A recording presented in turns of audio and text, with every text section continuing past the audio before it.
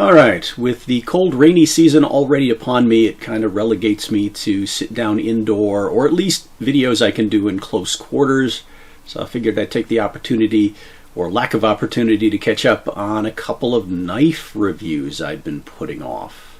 Now, in a previous review, I talked about the difference between, in my carry knives, the smaller EDC folders that I'd carry in my professional capacity, things that not only carried easily, but blended well into that shirt and slacks kind of look, and also were unobtrusive, or I also used the word inoffensive. They weren't scary looking, or they could completely disappear in a pocket in environment situations where, you know, big, scary, sharp things were not welcome. I would then supplement those smaller knives with a larger folder dropped into a jacket or coat pocket. And since I tended to have a lot of jackets and coats I rotated through on a regular basis, I would tend to just leave the knife in there and then sometimes surprisingly rediscover it if I hadn't worn that jacket or coat in a while. And one of the knives that fell into that category is the Zero Tolerance 0200. Now, this is kind of a too late review because this knife is no longer in production, but perhaps it could still be useful to you to consider the quality of current zero tolerance knives, because yeah, they do come at premium prices. On the other hand, I've also heard that maybe their quality slipped. I've had this knife for about 10 years. So if you own any zero tolerance knives, yeah, let me know what you think of them in the comments section. But let's get on with the review. All right, a couple of quick cut examples, get that out of the way. Some fine paper. We'll talk about how the belly of this knife, the shape of the blade, performs. But without taking the time to resharpen it, it cuts very functionally that way. But heavy knife, let's give it a heavy task. Big old sheet of cardboard right through the seam. Oh yeah.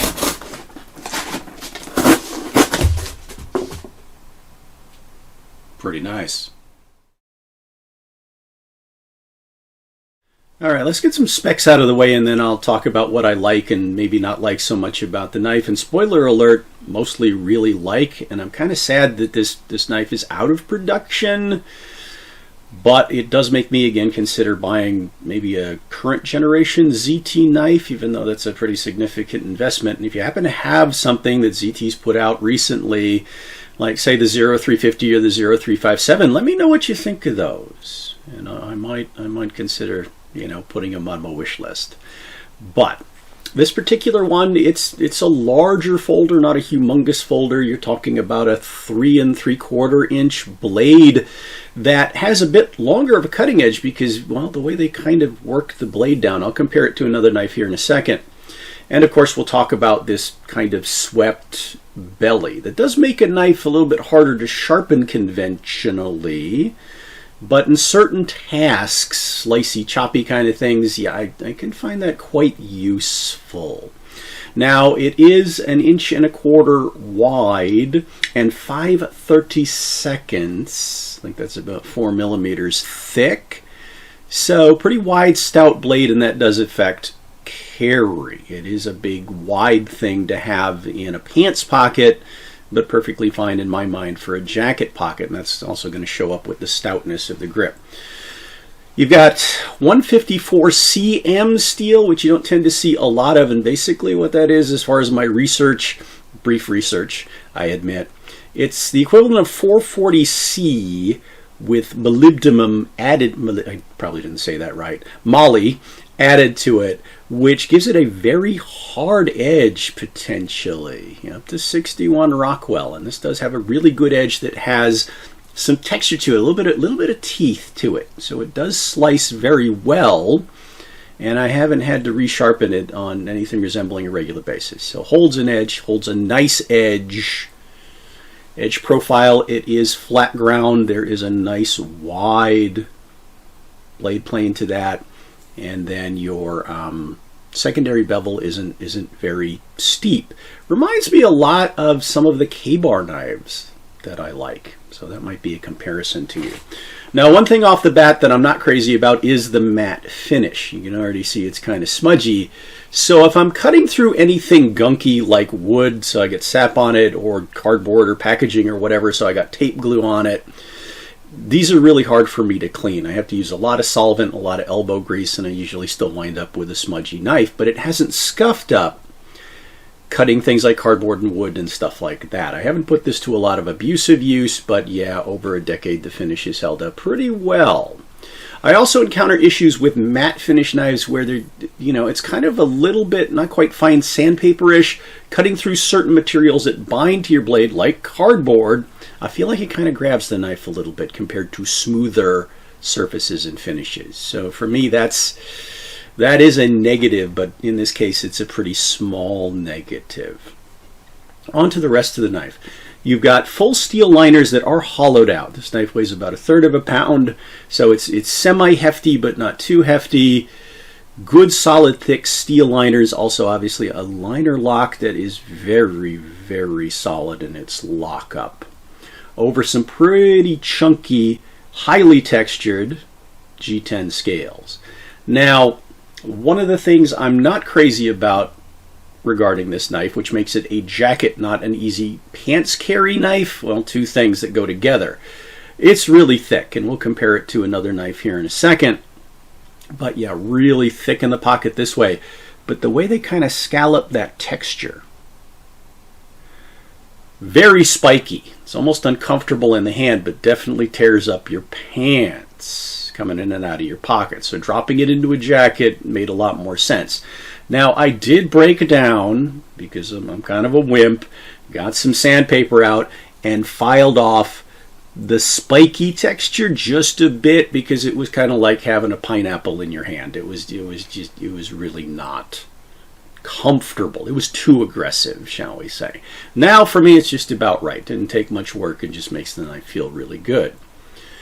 Speaking of which, knife feels really good in hand. I just love these lines and these curves and the swell and everything like that. Everything about the grip feels really good. No hot spots. It does have a ramp on the back of the blade that is jimped, so lets me get my thumb up on the top of it. That's really nice. So thumb on the back, thumb around the side, flipping it around, for martial defensive purposes. Yeah, it does get a nice little ice pick. I can get even my stubby little thumb up on the back of the butt of the knife here pretty positively. I feel like my hand's not really going anywhere. So yeah, nice, grippy, comfortable knife that also lends itself to good leverage in, as you saw with the cardboard, heavy cutting, where you got to put some pressure behind it. That's where this knife excels in many ways, and it's proven itself to be really strong. Lockup, as I said, really, really positive. People describe ZT knife lockups as being like bank vaults. Let's talk about opening. The liner lock is a little bit stiff, but that's okay. Now, you do have a thumb stud, so if you want to use a thumb stud to open the knife, you can do that. I mean, you see, it works pretty well, even with my short little hands. The flipper. Now, there is a little bit of drag on it, just a little bit, but I usually don't have too much trouble opening it up. If I don't use any flip of the wrist whatsoever and just flick it with my finger, again, my fingers are not terribly strong, yeah, it might stall, but I don't have to give it more than just a little bit of a flick to get it out. So I can consistently open it using the flipper. Locks up pretty consistently, pretty well. I usually don't wind up fumbling with the opening, so that's a positive. Another positive in the design for me, no solid backspacer. I mean, if a knife is constructed solidly, I like this kind of flow-through construction, where for a knife that lives in your pocket and it might collect lint or other debris or get dirty and get other gunk in it depending on how you're using it, this makes for a knife for me that's just really easy to clean out without disassembly. So for me, that's a nice touch. Happen to just, I don't require it, but I kind of like it. Like I said, there's some jimping on the back here. Now, some things I don't like about it. I already mentioned that okay, the texture on the finish, it's hard to clean and sometimes drags depending on what I'm cutting through, but not terribly badly. So that's one thing. Another thing I'm not terribly crazy about is it's kind of ingenious the way they've kind of brought the blade back here further to give you kind of maximum cutting length. And then you got the jimp ramp, but those two things together, on a sizable knife, I like to choke up, maybe have a bit of a choil here, or an easy way to get my thumb up on the back of the blade, and it's kind of preventing that. So this is a knife that definitely says hold it like this, and pretty much just like this. So there's no real choke up potential. Now the belly does allow me to do some very nice cutty slicey kind of tasks, but you might not like an edge that's curved like this, and yes, it does play into, does it make the knife harder to sharpen? Yeah, it definitely does. You can't necessarily use certain tools that you might be comfortable with, and you have to be a little bit more creative on how you sharpen it, but it's held up pretty well. Let me compare it to another knife, happens to be the one I happen to have in my pocket right now, that I consider in a similar class and size, and that would be the Cold Steel 8010. And you can kind of see the similarity. Now the 8010 is a straight drop point, straight edge. It does allow me to choke up, does have jimping all the way up on the back of the blade. It is not a flipper, and it is a lock back triad lock. But both very sizable knives with a lot of blade. They do carry very wide in the pocket, but even though this is a hefty knife, it is a little slimmer this way, and also because that G10 is not textured as nearly as aggressively as this one, comes in and out of the pocket a lot easier without tearing up my pants. Now I did in the review of this knife describe it as being kind of the equivalent of the Zero Tolerance 0350, which is a knife I've considered but haven't pulled the trigger on yet in terms of size and shape and things like that. I really love this knife. Also has the smooth finish, so it doesn't have any resistance cutting through stuff. So I like the AD10 more than this one. But one of the things you have to consider about this one is, yeah, striking appearance. I mean, it's one of the reasons why it lived in the pocket among the other ones I've mentioned is, yeah, it's a scary looking knife, so people might get a little bit upset by its presentation. So I kind of reserved it for, when those people weren't looking kind of things. But yeah, the look of the knife is just kind of gorgeous, right? Very appealing, very interesting.